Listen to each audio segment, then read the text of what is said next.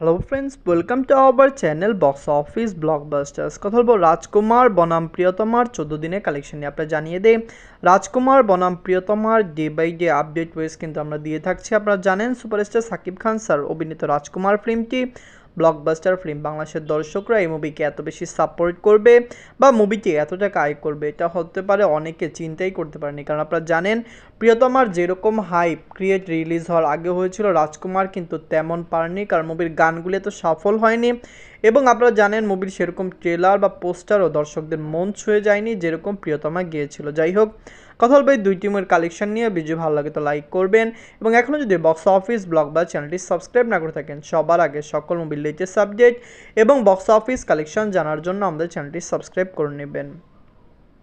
প্রথমত হলো বাজেট নিয়ে। রাজকুমার এবং বাজেট ছিল 10 কোটি টাকা, প্রিয়তমা এবং বাজেট ছিল 2 কোটি টাকা। লিড রোলে আপনারা জানেন রাজকুমার ও সাকিব খান স্যার, প্রিয়তমাও সাকিব খান স্যার। আপনি জানিয়ে দেই দুইটি মুভির ডিরেক্টরই কিন্তু হিমেল আশরাফ স্যার এবং প্রোডাকশন হাউসও সেম। আপনি জানিয়ে দেই আরশাদ আদনান স্যার, তিনি খুব কাজ করছেন। প্রিয়তমার মতো একটি ব্লকবাস্টার ফিল্ম তার প্রোডাকশন হাউস থেকে আসলো। এরপরে আপনারা জানেন রাজকুমারের মতো ফিল্মও আসলো। আপকামিংও তিনি অনেক প্রজেক্ট করতে যাচ্ছেন।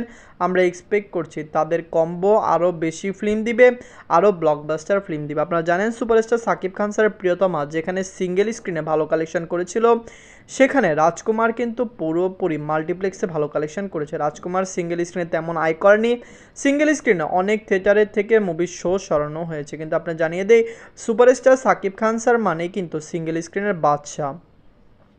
রিলিজের 14 দিনে রাজকুমার বাংলাদেশ এবং ওয়ার্ল্ড মার্কেট থেকে আয় করেছে 68 লক্ষ টাকা, যেখানে প্রিয়তমা আয় করেছিল 57 লক্ষ টাকা। যদি টোটাল গ্রোস রিলেশন কথা বলি, দুইটি ফিল্মের কালেকশনই ভালো এসেছে বাজেট অনুযায়ী, কারণ আপনারা জানেন রাজকুমারের বাজেট কিন্তু প্রিয়তমার 5 গুণ বেশি।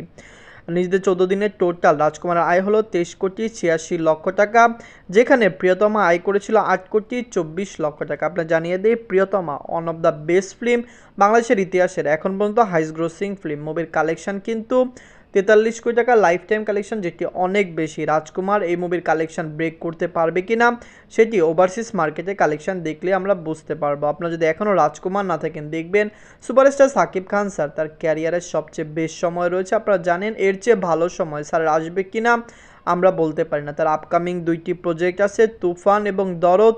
এরপরও তার আরও ফিল্ম আসতে যাচ্ছে। আপনি জানিয়ে দেই তিনি ভালো ভালো প্রজেক্টে হাত দিচ্ছেন, এরকম প্রজেক্টে হাত দিচ্ছেন যে প্রজেক্টগুলো 10 কোটি টাকা প্লাস বিজনেস ওয়ার্ল্ড মার্কেট থেকে করতে পারবে। আপনারা যদি এখনও রাজকুমার প্রিয়তমা না থাকেন, দেখবেন কমেন্ট করে জানিয়ে দিন এই দুইটি মুভির মধ্যে সবচেয়ে সেরা বাংলা মুভি কোনটি। ধন্যবাদ।